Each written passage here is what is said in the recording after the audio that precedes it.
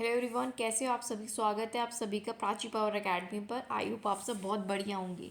So guys, आज हमारी होने वाली है यूपी टेट सीडीपी की क्लास नंबर 10। ठीक है, और आज हम चैप्टर 2 स्टार्ट कर रहे हैं जिसका नाम है लर्निंग यानी कि अधिगम। और ये बहुत ही इंपॉर्टेंट चैप्टर है आपके एग्ज़ाम के लिए। ठीक है, जो पहला चाइल्ड डेवलपमेंट वाला चैप्टर था वो हमारा कंप्लीट हो चुका है। अगर आपने नहीं देखा तो वीडियोस के सेक्शन में प्लेलिस्ट में जाकर आप देख सकते हो। और आज हम लर्निंग को स्टार्ट कर रहे हैं, तो चलिए बिना देरी के सेशन को हम स्टार्ट करते हैं। तो लर्निंग यानी कि अधिगम में सबसे पहले हमें यही जानना है कि अधिगम यानी कि जो लर्निंग है वो क्या होता है। ठीक है, तो लर्निंग के बारे में जान लेते हैं। तो लर्निंग यानी कि सीखना क्या होता है। ठीक है, learning is a relatively permanent change in behavior और knowledge due to experience और practice। अभ्यास के या एक्सपीरियंस के द्वारा हमारे बिहेवियर में लगभग परमानेंटली जो चेंज आ जाता है, या हमें जो नॉलेज है उसमें जो परमानेंटली चेंज आ जाता है, उसको क्या कहा जाता है, अधिगम या लर्निंग कहा जाता है। तो अधिगम वो प्रक्रिया है जिसमें अनुभव या अभ्यास के कारण व्यवहार या ज्ञान में अपेक्षाकृत अप्रॉक्सीमेटली स्थायी परिवर्तन आ जाता है। जब हम कुछ सीखते हैं, ठीक है, जब हम कुछ सीख रहे होते हैं और हमारे बिहेवियर में एक लॉन्ग टर्म चेंज आता है ना, चाहे वो सीखने में हो या हमारी जो पहले से नॉलेज है उसमें हो या हमारे बिहेवियर में हो, तो वो क्या कहलाता है, अधिगम यानी कि लर्निंग आपका कहलाता है। ठीक है, तो इतनी बात क्लियर होगी।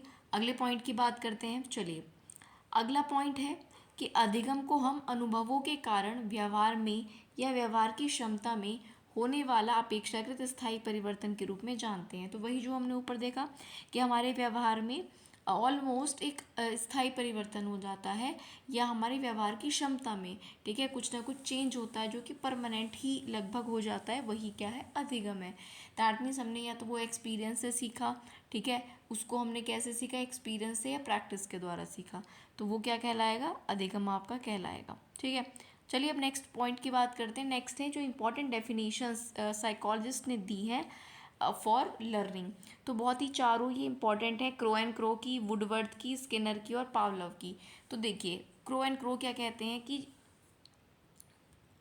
क्रो एंड क्रो आपसे क्या कहते हैं, क्रो एंड क्रो कहते हैं कि आदतों, ज्ञान और अभिवृत्तियों का अर्जन ही अधिगम है। यानी जो हमारी हैबिट्स होती हैं, जो नॉलेज है और जो हमारा एटीट्यूड होता है वो सीखना है ना, आदतों को सीखना, ज्ञान को सीखना, एटीट्यूड सीखना, अभिवृत्तियों को सीखना ही क्या है, अधिगम है। ये कौन कहते हैं, क्रो एंड क्रो। इसके बाद वुडवर्थ आपसे क्या कहते हैं, ठीक है, वुडवर्थ आपसे क्या कहते हैं, वुडवर्थ कहते हैं कि नवीन ज्ञान, नया ज्ञान और नई प्रतिक्रियाओं को अर्जित करना ही अधिगम है। कि जब हम कुछ भी नया सीख रहे हैं, जब हम कुछ भी नया सीख रहे हैं, वो क्या है, ज्ञान, वो अधिगम है, कुछ भी नया सीखना, ये कहते हैं वुडवर्थ। अब स्किनर क्या कहते हैं अधिगम के बारे में। स्किनर कहते हैं कि व्यवहार में उत्तरोत्तर अनुकूलन की प्रक्रिया क्या है, अधिगम है। यानी कि कुछ भी प्रोग्रेसिव अगर हम सीख रहे हैं, है ना, जो हमें बेटर कर रहा है, जो आगे बढ़ा रहा है, अगर हम कुछ भी ऐसा सीख रहे हैं जो हमें आगे बढ़ा रहा है कहीं ना कहीं, वो ही क्या है, अधिगम है। ये कौन कह रहे हैं, स्किनर कह रहे हैं। नेक्स्ट है पावलोव। पावलोव क्या कहते हैं अधिगम के बारे में। पावलोव कहते हैं कि अधिगम अनुकूलित अनुक्रिया के फलस्वरूप आदत का निर्माण है। कि हमने किसी रिस्पॉन्स के थ्रू जो है कोई आदत डेवलप करी है, तो वही होना, किसी प्रोसेस के थ्रू कुछ हमें डेवलप होना, किसी आदत का डेवलप होना ही क्या है, अधिगम है। ये कौन कहते हैं, पावलोव कहते हैं। चारों ये इंपॉर्टेंट है, डायरेक्ट स्टेटमेंट बेस्ड भी क्वेश्चन यूपी टेट में बहुत पूछे जाते हैं, तो ये आपको ध्यान में रखना है। अगले पॉइंट की बात करते हैं। अगला है अधिगम की क्या क्या विशेषताएं होती हैं। ठीक है, अधिगम की विशेषताओं के बारे में हम यहाँ पर अब बात करेंगे। तो अगर हम अधिगम की विशेषताओं के बारे में बात करें, तो अधिगम की क्या क्या विशेषताएं, कैरेक्टरिस्टिक होंगे। तो देखिए, अधिगम व्यक्ति के व्यवहार में होने वाला परिवर्तन है, याद रखना।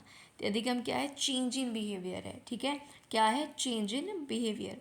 दूसरा है अधिगम जीवन भर चलने वाली प्रक्रिया है। जो लर्निंग है एक लाइफ टाइम प्रोसेस है। लर्निंग क्या है, लाइफ टाइम प्रोसेस है, लाइफ टाइम चलने वाली प्रक्रिया है। अधिगम के द्वारा व्यवहार में होने वाले परिवर्तन अपेक्षाकृत स्थायी होते हैं। जो हमने डेफिनेशन में बात की कि अधिगम के द्वारा जो हमारे ज्ञान में चेंज हो रहा है या हमारे बिहेवियर में चेंज हो रहा है, किसके द्वारा, अधिगम के, कुछ सीखने के द्वारा, तो वो ऑलमोस्ट स्थायी होता है, परमानेंट चेंज ही होता है हमारे बिहेवियर में।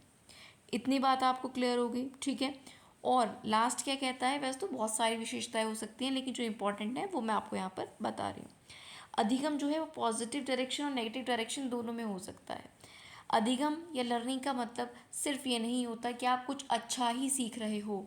इट कैन बी पॉजिटिव और it can be negative, but of course जब कोई सिखा रहा होता है, या तो आपके परिवार का कोई सदस्य है, या आपका विद्यालय जिसमें टीचर्स होते हैं, आपके कलीग्स होते हैं, है ना, या आपको जब कुछ सिखा रहे होते हैं, तो ज़रूर कहीं ना कहीं उसका मोटिव एक पॉजिटिव डायरेक्शन में होता है। लेकिन अधिगम जो है वो दोनों डायरेक्शन में होता है, पॉजिटिव भी होता है और नेगेटिव भी होता है। ये एस्पेक्ट आप इसका ज़रूर ध्यान में रखिएगा। आगे अगले पॉइंट की अगर हम बात करें, नेक्स्ट है अधिगम को प्रभावित करने वाले कौन कौन से कारक हो सकते हैं। Factors affecting learning. लर्निंग को हर एक चीज़ जो हमारे आसपास है, हर एक चीज़ जो लर्नर के आसपास है, वो क्या कर सकती है, प्रभावित कर सकती है, अफेक्ट कर सकती है। जैसे सबसे पहले खुद लर्नर की जो बुद्धि है, इंटेलिजेंस है, वो अफेक्ट करता है किसको, उसकी लर्निंग को। उसका इंटरेस्ट किस चीज़ में है, ये उसकी लर्निंग को अफेक्ट करेगा। उसको मोटिवेशन मिल रहा है या नहीं उस चीज़ को सीखने के लिए, या तो वो खुद से मोटिवेटेड है और खुद से मोटिवेटेड नहीं है सीखने के लिए, तो क्या उसको एक कोई एक्सट्रिंसिक मोटिवेशन दिया जा रहा है या नहीं। तो मोटिवेशन भी बहुत ज़रूरी है सीखने के लिए। या तो उसको खुद से मोटिवेशन आ रहा हो, खुद से वो प्रेरित हो किसी काम को करने के लिए, या उसे बाहरी प्रेरणा दी जाए। हेल्थ उसका बच्चे का या किसी का भी जो भी सीखने वाला है, क्योंकि यहाँ पर बच्चे को ही हम फोकस करके पढ़ रहे हैं, तो अगर बच्चा जो है उसका स्वास्थ्य अच्छा है तो वो अधिगम को अफेक्ट करेगा। उसका स्वास्थ्य अगर ठीक नहीं है तो वो भी उसके अधिगम को प्रभावित करेगा।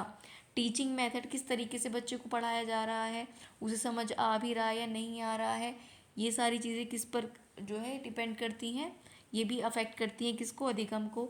बच्चे की पर्सनैलिटी, जो व्यक्तित्व है, वो भी जो है सिर्फ बच्चे की ही पर्सनैलिटी नहीं, टीचर की भी पर्सनैलिटी हो या परिवार के सदस्यों की पर्सनैलिटी, बच्चे की खुद की पर्सनैलिटी भी उसके अधिगम को क्या करती है, प्रभावित करती है। ठीक है, आगे बात करें तो कम्युनिकेशन स्किल्स, ये अधिगम को प्रभावित करते हैं। क्लासरूम का एनवायरनमेंट कैसा है, अधिगम को प्रभावित करता है। फैमिली का बैकग्राउंड या फैमिली का एनवायरनमेंट प्रभावित करता है। ठीक है, और वंशानुक्रम, हेरिडिटी भी जो है बच्चे के अधिगम को अफेक्ट करती है। ठीक है, और एनवायरनमेंट, सब मेन एनवायरनमेंट जो है उसके आसपास का जो माहौल है वो कैसा है, वो उसको प्रभावित करता है बच्चे के अधिगम को। ठीक हो गई इतनी बात। उम्मीद करती हूँ इतने सारे जो भी पॉइंट्स अभी तक हमने डिस्कस किए आपको क्लियर होंगे। अगर किसी में भी कोई डाउट है तो कमेंट करके आप हमसे पूछ सकते हो, आपको क्लियर कर दिया जाएगा। ठीक है, चलिए नेक्स्ट पॉइंट की बात करें। अच्छा, स्पीड अगर आपको ज़्यादा या कम लगती है तो वो भी आप कमेंट बॉक्स में ज़रूर मेंशन करो।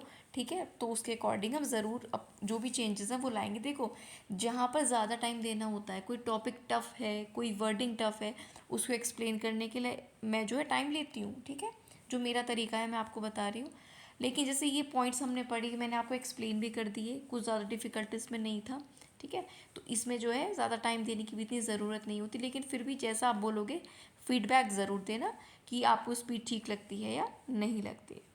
आगे अगर मैं अधिगम के प्रकार की आपसे बात करूँ, तो जो अधिगम के प्रकार हैं, टाइप्स ऑफ लर्निंग क्या क्या हो सकती हैं, तो अधिगम के जो मेन प्रकार है वो रॉबर्ट गैने ने दिए हैं। कुछ गैने कुछ गैगने इनको बोलते हैं।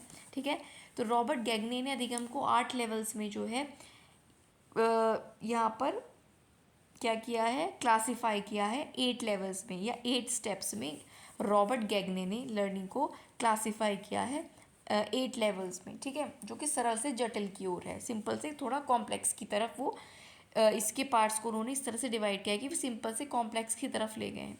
जैसे सबसे पहले अगर इन टाइप्स में मैं बात करती हूँ तो सबसे पहले आता है सिग्नल लर्निंग, जिसको हम संकेत अधिगम कहते हैं। अब संकेत अधिगम मतलब संकेत के या उत्तेजना के द्वारा सीखना। मान लो आप की तरफ किसी ने इशारा किया, आपको कोई सिखा रहा है, 2 फिंगर दिखा के टू बता रहा है कि टू, तो आपने वो समझा, उसको सीखा, तो ये किस में आ गया, संकेत अधिगम में आ गया। तो इसमें से संकेत दिया जाता है, कोई सिग्नल दे दिया जाए, है ना, या कोई स्टिमुली, कोई कंडीशन दे दी जाए, उसके द्वारा आप सीखते हो। जैसे एग्जाम्पल यहाँ पे दिया है आपको बेल, तो बेल के द्वारा कैसे सीख सकते हो, बेल के द्वारा अच्छा कहीं किसी किसी को बेल बजने से, मान लो बेल अब नेक्स्ट पीरियड होने वाला है क्लास में, कौन सा आपका लगने वाला है, मैथ्स का। कुछ लोगों को डर लगता है मैथ्स से। ठीक है, तो जैसे ही बेल बजेगी तो उनमें क्या हो जाएगा, एक जो है फियर, डर का माहौल या डर उनके मन में बैठ जाएगा बेल लगते ही। कुछ क्या करते हैं, बेल रिस्पॉन्स के लिए भी होती है कि किसी चीज़ के रिस्पॉन्स के लिए बेल हो गई, एग्ज़ाम टाइम आपका शुरू होने वाला है उसके लिए बेल दी गई, या 1 घंटा पूरा हो चुका, 2 घंटे, तो उसके लिए, तो रिस्पॉन्स के लिए भी। तो कहने का मतलब है ये आपको क्या दिया गया, एक सिग्नल दिया गया कि बेल बज गई, ठीक है। तो उसके द्वारा भी क्या करते हो, आप सीखते हो। अब दूसरे अधिगम की अगर हम बात करें तो दूसरा है स्टिमुलस रिस्पॉन्स लर्निंग, यानी कि उत्तेजना प्रतिक्रिया अधिगम। तो जो आपका स्टिमुलस रिस्पॉन्स लर्निंग है, उत्तेजना प्रतिक्रिया अधिगम, इसमें क्या होता है, उत्तेजना होती है कुछ स्टिमुलस, फिर उसका रिस्पॉन्स होता है, उसके द्वारा सीखा जाता है। जैसे learning a specific response to a specific stimulus, किसी विशिष्ट उत्तेजना के प्रति विशेष प्रतिक्रिया को सीखा हमने। जैसे pressing a switch to turn on light, जैसे कि हमें जलानी है लाइट, ठीक है, हमें लाइट जलानी है, हमें बल्ब ऑन करना है, तो उसके लिए हमें क्या करना होगा, स्विच ऑन करना होगा। तो हमने क्या किया, स्विच ऑन किया, किसके लिए, लाइट जलाने के लिए।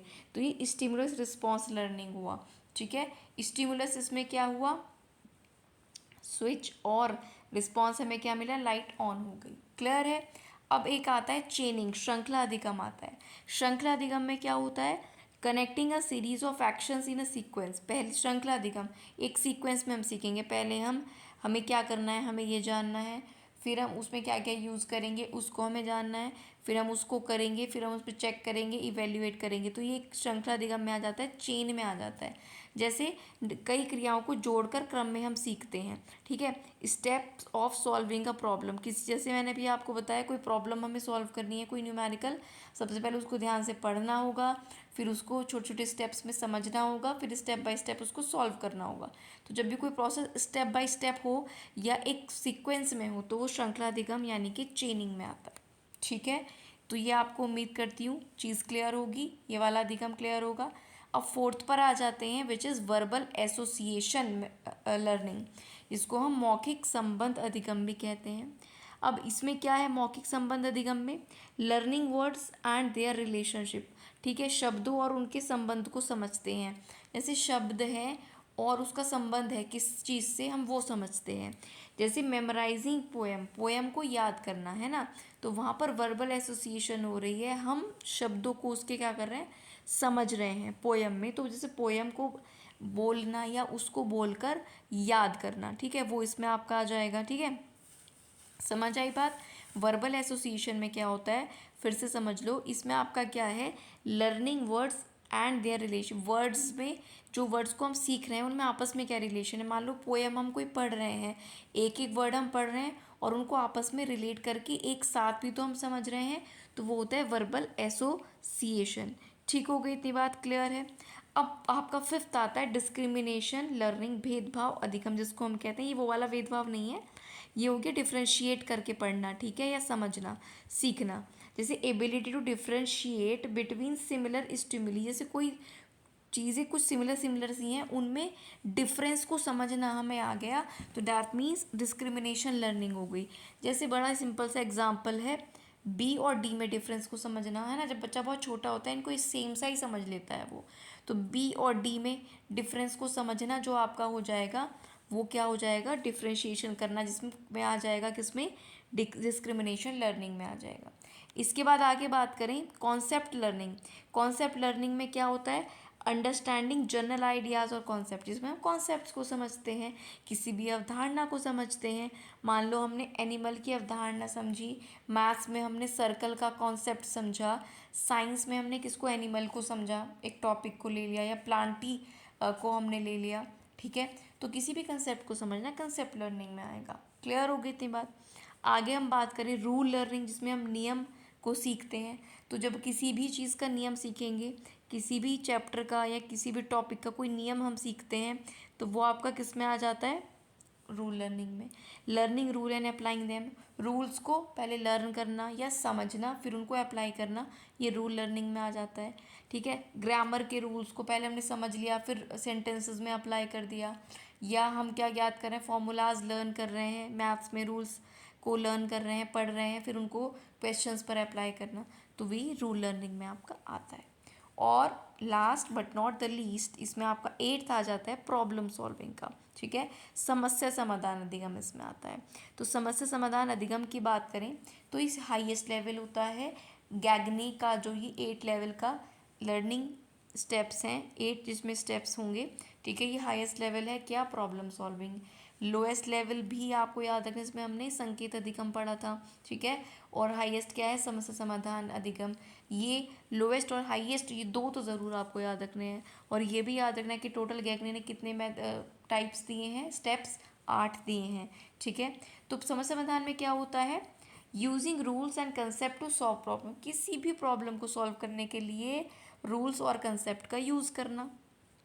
आई बात समझ में, किसी भी समस्या को या प्रॉब्लम को, क्वेश्चन को सॉल्व करने के लिए रूल्स का, कंसेप्ट का यूज़ करके उसको सॉल्व करना है। प्रॉब्लम सॉल्विंग एबिलिटी में आता है या प्रॉब्लम सॉल्विंग लर्निंग में आता है। क्लियर हो गई इतनी बात। सबसे उच्च स्तर है समस्या हल करना, जैसे सॉल्विंग मैथ्स प्रॉब्लम, तो ये किस में आ जाएगा, प्रॉब्लम सॉल्विंग एबिलिटी में या प्रॉब्लम सॉल्विंग लर्निंग में आएगा। अब देखो सिग्नल वाला, जो सिग्नल आपका लर्निंग थी लोवेस्ट लेवल है, प्रॉब्लम सॉल्विंग वाला जो है ये हाईएस्ट लेवल है, ज़रूर याद रखना। रॉबर्ट गैगनी ने टोटल कितने लेवल्स दिए हैं लर्निंग के, 8 लेवल्स दिए हैं। तो इसमें सिग्नल आपका आ जाता है, स्टिमुलस रिस्पॉन्स आ जाता है, चेनिंग आ जाता है, verbal discrimination, concept, rule and then problem solving learning, यानी कि संकेत अधिगम, प्रतिक्रिया अधिगम, श्रृंखला अधिगम, मौखिक अधिगम, भेदभाव अधिगम, अवधारणा अधिगम, नियम अधिगम और समस्या समाधान अधिगम। तो ये 8 यहाँ पर जो हमने स्टेप्स पढ़े हैं बाय रॉबर्ट गेग ने पढ़े हैं। तो अधिगम को हमने जाना, उसकी विशेषताएं जानी, ठीक है। और ये 8 लेवल्स डाले अधिगम के जो हमें रॉबर्ट गैगनी के द्वारा बताए गए हैं, ठीक है। तो चलिए आज की वीडियो में इतना रखते हैं, इसको अच्छे से पढ़ लेना, वीडियो को दोबारा देख लेना जिससे कोई भी डाउट ना रहे। और फिर भी कोई डाउट रहता है तो you can freely ask in comment box. Video कैसा लगा, ठीक है, आप लोग कंटिन्यू देखते हो या नहीं देखते हो, सो कमेंट बॉक्स में ज़रूर बताना। वीडियो अच्छा लगा तो लाइक करके ज़रूर जाना, ठीक है। देखते हो और आपको पसंद आता है तो लाइक ज़रूर करो। आपके कोई टेट के जिस भी ग्रुप में आप ऐड हो, प्लीज़ इस वीडियो के लिंक को शेयर करो जिससे ज़्यादा लोगों तक हम पहुंच पाएँ। और अगर हमारे साथ यूपी टेट की प्रिपरेशन करना चाहते हो तो चैनल को सब्सक्राइब करके बेल आइकन ज़रूर प्रेस करना, जिससे हर वीडियो का आपको नोटिफिकेशन मिलता रहे वीडियो के आने पे। अच्छा, हमारा जो मेन चैनल है इसके अलावा दैट इज़ सिलेक्शन मेट, जहाँ पर भी टीचिंग एग्ज़ाम्स की प्रिपरेशन कराई जाती है। ये वाला जो प्राची पवार अकेडमी है अभी सिर्फ इस पर यूपी टेट की प्रिपरेशन कराई जा रही है। और सिलेक्शन मेट पर आपको DSSB की एग्ज़ाम्स की जो है प्रैक्टिस करवाई जा रही है। तो अगर आप उसकी प्रिपरेशन कर रहे हो तो उसको भी ज़रूर ज्वाइन कर लेना। उसका उसी नाम से, सिलेक्शन मेट नाम से हमारा टेलीग्राम भी है, वहाँ पर आप डिस्कस कर सकते हो अपनी प्रॉब्लम को एग्ज़ाम रिलेटेड, ठीक है। और सारी आपको नोटिफिकेशन वगैरह के बारे में भी उसी में बताया जाता है, अपडेट दी जाती है। तो चलिए फिर आज की वीडियो में इतना ही रखेंगे। होप आपको वीडियो समझ में आया है। नेक्स्ट वीडियो में जल्दी मिलते हैं, तब तक के लिए थैंक यू सो मच।